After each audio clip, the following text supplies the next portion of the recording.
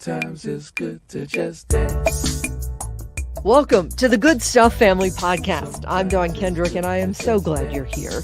These are stories from the perspective of a news reporter on a next-level assignment. Everyone has a story.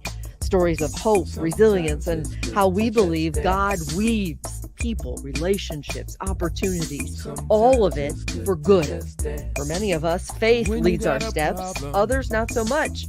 But that is what makes this growing Good Stuff family great. We know the journey is better together. Welcome to the family. Well, I got a suggestion. Sometimes it's good to just dance. Come along. August 26th marked 3 years since suicide bombers and gunmen killed 13 American service members in Kabul, days before the full withdrawal of troops from Afghanistan. It was 2021 when they paid the ultimate price, and Mark Schmitz was one of them, a Marine from St. Louis, and his Gold Star family continues to pay the price. And so today, after the headlines have passed of the anniversary, we want to talk about what his Gold Star dad is doing now in the wake of that loss, 3 years without his son. And the things that are in the works right now in Missouri that are going to help uplift, encourage, and inspire veterans right now, today, in the name of these 13. Freedom13.org is the organization he started, and he is doing good stuff. He's seeing the good in these veterans today and being the good for them in the name of his son, of Lance Cpl. Jared M. Schmitz. This is legacy, and this is not how it's supposed to work. Parents aren't supposed to be burying their kids, but Mark Schmitz is rising up in spite of it. When this first happened, somebody gave me a great piece of advice. They said, your life's not going to get easier. It's going to get different. And I didn't know what that meant at the time, but I certainly do now. Everyone knows you're not supposed to bury your own children. We knew that Jared was going into a line of work that obviously the stakes are high, but this never should have happened in the first place. But when you're faced with a situation like this, you have a couple of options. You can bury your head in the sand. You can dig a hole, sit in it, be depressed the rest of your life. My son and I had a very strong relationship, and I know he would kick me in the rear end if I did any one of those two things. So that leaves me to the third option, where you basically take a tragedy like this and you try to make a positive, turn it into something positive, and that's what we decided to do. Shortly after Jared was killed, pardon me, I refer to him as being murdered because it didn't have to happen. But we decided shortly after that we needed to pick up the torch that he did not intentionally drop and carry on his legacy. And so my current wife, Jared's stepmom, Jacqueline, she and I created the Freedom 13. Our overall mission, 10,000-foot view, if you will, is 50 recreational retreat camps on at least 100 acres of land in 50 states. So that's 50,000 plus acres. And we're going to build 13 houses on each camp. 13 times 50 is 650 homes nationwide. We have an accepted contract on our first piece of property. It already has an existing 3,000 square foot house on it. And then, as you see in that photo there, that is a smaller home. That's a depiction of what these smaller houses look like. That veterans will come to our camps. They'll sign up online, pick the camp they want to come to, the week they want to come and stay.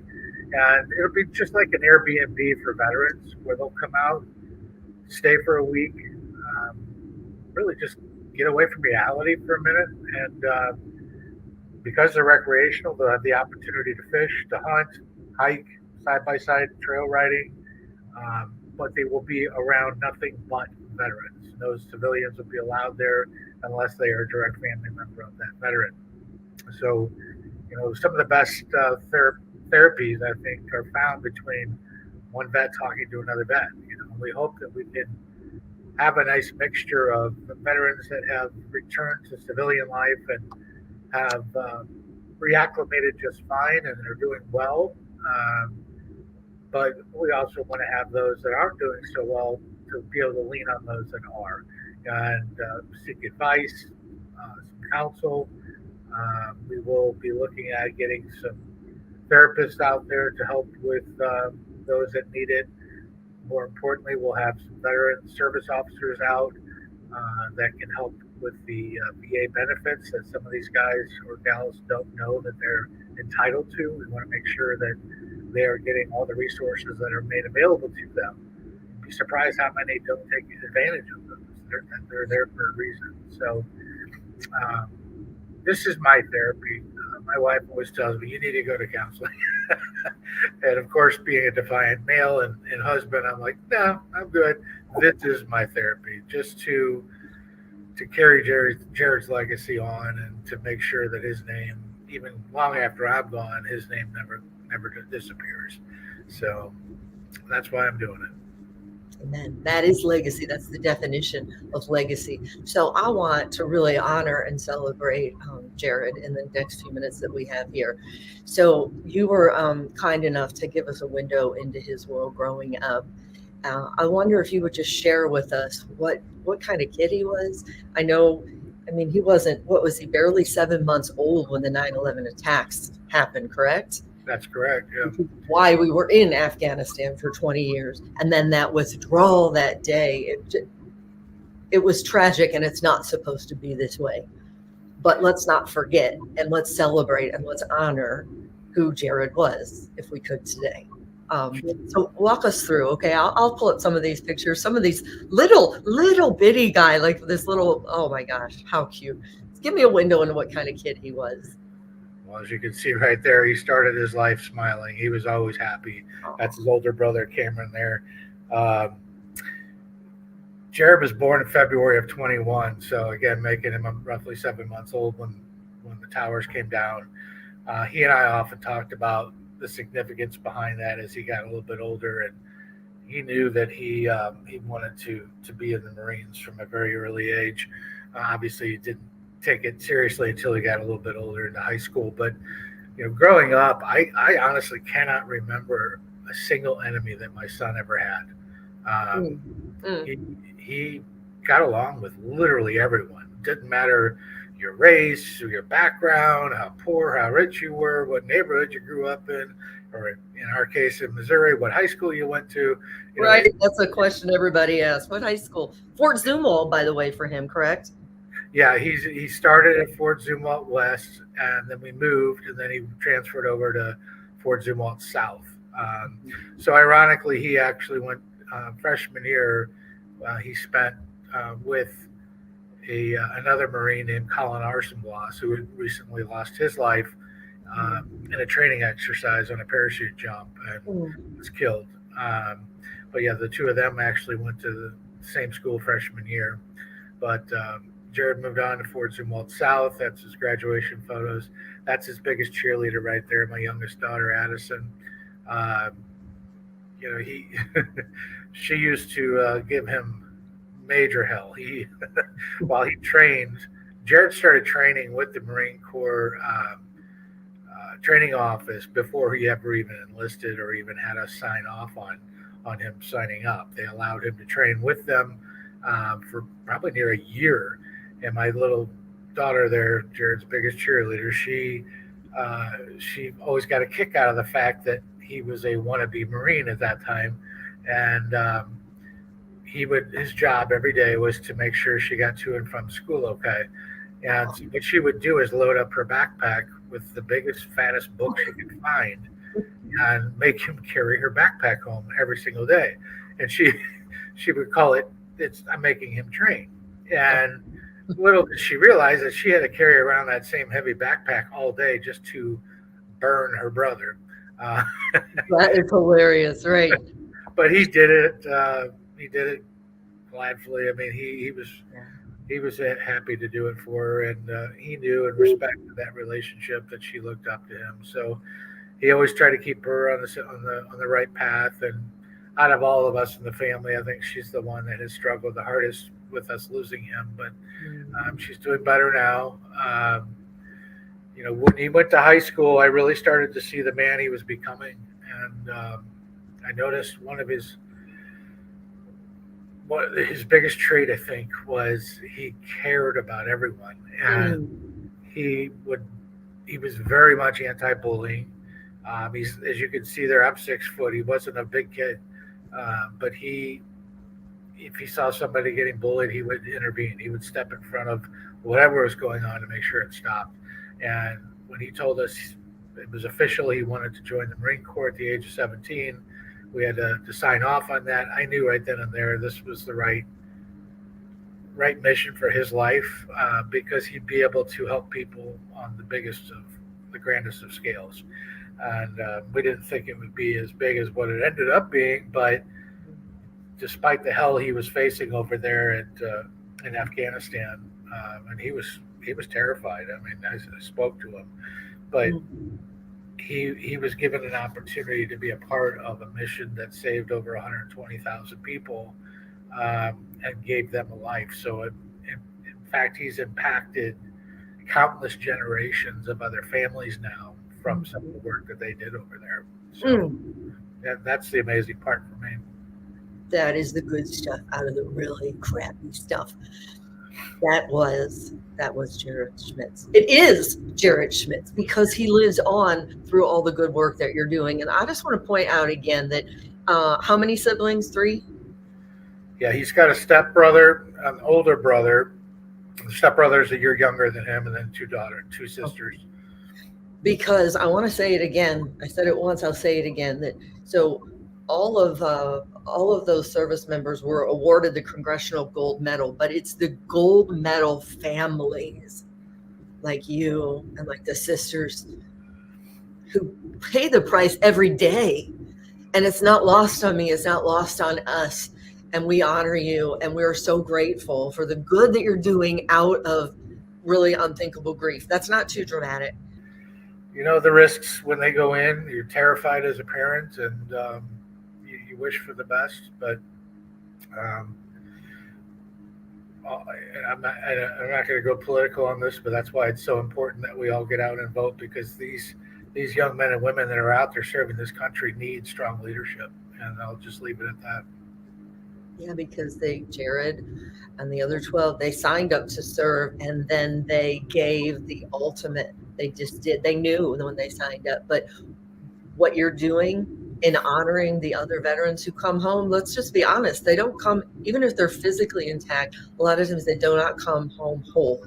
So giving them a place to unplug, unwind, be with other veterans, I mean, just hats off to you for sure. As we begin to wrap this up and tell people how they can get involved very soon, actually in the next week, I want to wrap up these look back pictures with this one. What does this say to your heart and soul right now in hindsight? Well, I hope that's what heaven's like for him. Just absolute paradise. That was a family trip we got to take to the Bahamas prior to him going to Pendleton for training. So that was like a graduation gift, and he had such a blast there. We had so many great memories. We're a Catholic family, and we're very, very religious, have a very deep faith and relationship with God, and we feel him every day. I can't think of a single day that's gone by that I haven't felt his presence in one way or another. So it saddens me that he's not physically here, but he's still with me all the time. And I know at some point I'll be reunited with him. And that helps make you not fearful of death. So. And because it is called the Freedom 13, let's just take the next few seconds to honor the names and the pictures, the faces of the 13 who paid the ultimate price, who you work so diligently now to have all of those camps and stuff in their name. So on the flip side, we're going to show some of the promos for the things coming up. But right now, we want to just be very reverent and everybody listening and watching, and just take a minute in your hearts and minds, would take a minute to say their names and to honor them. Navy Hospital Corpsman Maxton Soviak. Marine Corps Corporal Dagan Page. Marine Corps Lance Corporal Jared Schmitz. Marine Corps Corporal Humberto Sanchez. Marine Corps Staff Sergeant Darren Hoover. Marine Corps Sergeant Nicole G. Marine Corps Sergeant Johanny Pichardo. Marine Corps Lance Corporal David Espinoza. Marine Corps Corporal Hunter Lopez. Army Staff Sergeant Ryan Knaus.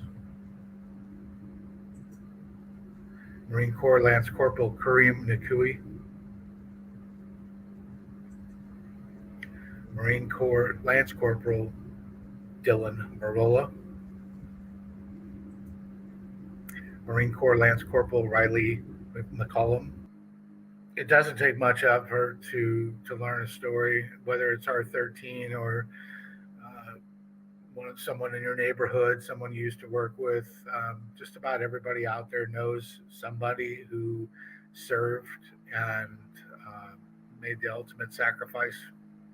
And if you don't, I would highly recommend you take the time to learn and learn the stories of and meet other veterans that are still with us right now. I mean, a lot of them have great stories to share, and Great. Some of them could just use a friendly ear to talk to. Agreed. I'm going to crawl at the bottom now, this mission statement that you have, and I'm going to also just put the picture up of what people will find when they go to your webpage. That it occurs to me that we all, it was your idea. It started with a grieving heart of a father, and this is now what's the legacy that's being left. You want to read that? Your mission? Yep. Remembering the heroes that made the ultimate sacrifice by supporting the veterans still with us. There it is. There it is. And you're doing it in a big way. So let's make sure that I'm going to run this little promo that they can also find on your webpage here for the event that's coming up. And then you tell us a little bit more on the flip side, and we'll wrap this up. Okay? Sure. All right, here we go. Hello, this is Mark Schmitz, Gold Star father of U.S. Marine Lance Corporal Jared Schmitz. Jared, along with 12 other U.S. military personnel, were killed August 26, 2021 at Abbey Gate in Kabul, Afghanistan. In honor of the 13, I would like for you and every American-loving patriot to join me and my family on the Angels of Abbey Gate Memorial Ride and Shootout, Saturday, September 7th. For details and to pre-register, go to thefreedom13.org. All vehicles are welcome. We look forward to seeing you. So what is that about? So it's a two for one. It's a twofer on that, right? It's a twofer. Tell us more. So it's actually two inaugural events for us. When you're running a nonprofit, you always got to, just like running a regular business, you got to get creative on getting your name out. And so we've come up with the Angels of Abbey Gate Memorial Ride. It is a motorcycle, car, truck, Jeep, any street legal vehicle can be a participant, not just motorcycles, but any vehicle. We will be leaving from Gold Star Harley Davidson. Tim Surdike is the owner. He is actually a Gold Star father himself. We will have the mayor of Festus down there to issue a proclamation recognizing it being Gold Star Family Day. Breakfast will be served while supplies last. You can pre-register or register the day of. It's only $10 per vehicle. And if you have passengers, $5 per passenger. Kids are free. We need to roll out of there by 10 a.m. And the neat thing, as you probably saw in that video, the big semi truck, that's going to be leading the pack. And wow, that's cool. Yeah, it's wrapped with all 13 on that truck, and it is a sight to see, let me tell you. We'll be heading up 55 to 270 to 70 and hitting our stopping point, first stopping point, which is St. Charles Harley Davidson. We will have a live band there, lunch provided while supplies last. We will roll out by 1 o'clock and head west to Truesdale which is just west of Wentzville. And this will be the final stopping point. We will have another live band out there. And this is where the memorial part of it ends and the fun begins. And this is event number 2. We came up with this concept just on a whim. So it's called the Joes versus Pros. You got regular Joe civilians are going to go up and do battle against the pros, which would consist of veterans and first responders like police, SWAT, Navy SEALs, Delta Force, whoever we can get on the pro side to sign up. And then we're going to have a friendly paintball war. Should be rather entertaining to watch. I don't know or can't encourage betting, but who knows? It should be a great time for everybody. I'm going to bring my drone out since that's what I do for a living is photos and video, and we'll get a lot of great photos and video of the event. And if this goes off well, which it sounds like it's going to be huge from the responses I've been getting, possibly the biggest ride of the year for Missouri. So I encourage anyone, young or old, to come out. If you are a police officer or served in the armed forces, we definitely need you to sign up for the Joes versus Pros event. All the paintball balls and the guns and the safety gear are all being donated for use that day by the complex. There's a nominal fee for signing up, but that's because we're trying to raise money to complete our mission, of course. So we want to flood the highways. We've got police escorts getting us in and out of the 2 stopping points. So the start and then the middle one. So for safety reasons, so we can all stay together. But it's going to be a heck of a sight to see. I believe Channel 2 News is going to be covering some of it as well. So just, it reminds me of Jared's homecoming. If many of you were there, that part of it, or at least saw it, it was absolutely mind-blowing to see the number of people that poured out onto the streets and along the highway to pay respects to my son when he came home. This ride for me is kind of like a replication of that, but in a positive light. So, help me keep his name alive and help us continue our mission. All right. Anything else that you want to add before I wrap this up? Yeah, one last thing is we try to make it real simple for people that want to donate. I mean, we know that monies are tight right now for just about everybody due to the economy.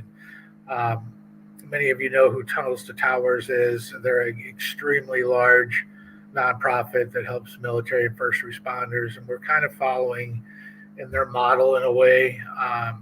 But as far as the donation portion of it in particular, they set up an $11 a month campaign where you can literally sign up for that amount. We're doing the same thing. Our number obviously is 13. So for no other reason than because it's our number, we have a $13 a month campaign that I'm hoping literally everyone can sign up for, because that little bit of money every month, which is a couple of cups of coffee that you're going to give up. You sign up one time, set it to recurring, and forget about it. It comes out every month, but that little amount times thousands of people will help us get these retreat camps built and moving on to the next state to continue to grow and help the veterans that we're trying to service. So I encourage everybody to sign up for that. Again, it's only $13 a month. You can do more if you want, and you can even do less if you really want to. We do also have a matching program. There are a lot of companies that you can check to see if your company is one of them that will match your donation.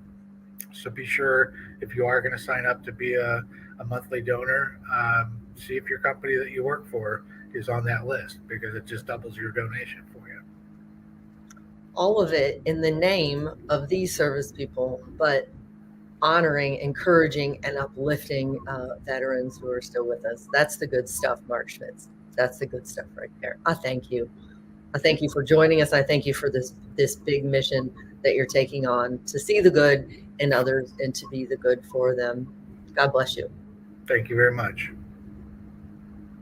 Sometimes it's good to just dance. You've been listening to Don Kendrick's The Good Stuff Family Podcast. If you found inspiration here, would you click subscribe, follow, share, as we grow our Good Stuff family tree? Check out thegoodstufffamily.com for links to all our social media platforms and for how you or your business could sponsor a story. The Good Stuff family, reaching and touching hearts around the world by weaving families together one story at a time. On your mark, get set, let's go. Well, I got a suggestion. Sometimes it's good, so come along.